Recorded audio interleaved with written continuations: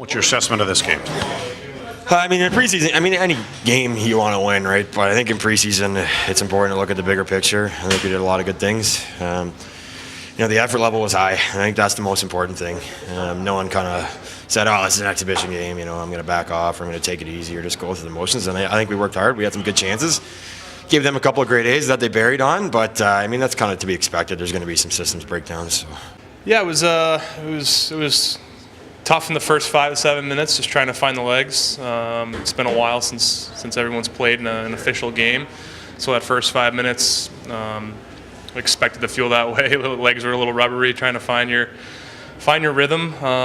Probably after the 10-minute mark, everything kind of settled down. Training started to take over, and liked how I felt. Liked the tools I worked on this summer were coming forward, so that was good to feel. And second period felt really good too. Felt really solid, stable. So that's always a positive. And it was good. It was, especially given the conditions. It was hot in there. These rinks aren't meant to have that many people and that much intensity on the ice.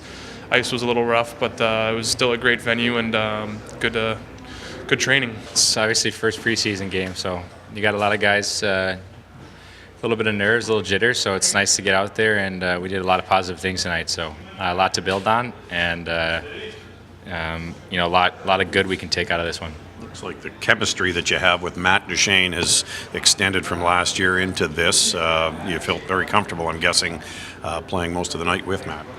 Yeah, I think after a 5-month layoff, you kind of wonder if you still have it, so it's nice to get out there, and I've said it over and over. It's easy to play with him. It's easy to play with a guy like him, and to be honest, I just go out there and try to work with him and try to understand where he wants me and where he wants the puck. So it's kind of been over the summer. I've kind of just talked to him and try to figure out what he needs and how to help him. And like I said, it's easy playing with him. So kind of on board with him and feeding off him, because he's a guy you want to get the puck pretty much at all times, because he makes a lot of good things happen. The big thing for me is always effort. That's the biggest thing. Guys are going to make mistakes. It's a fast game, so the effort was absolutely there. Guys were coming in between periods, wringing their shirts out, and the guys must be down 10, 15 pounds in water weight. So it was tough conditions, but the guys soldiered on.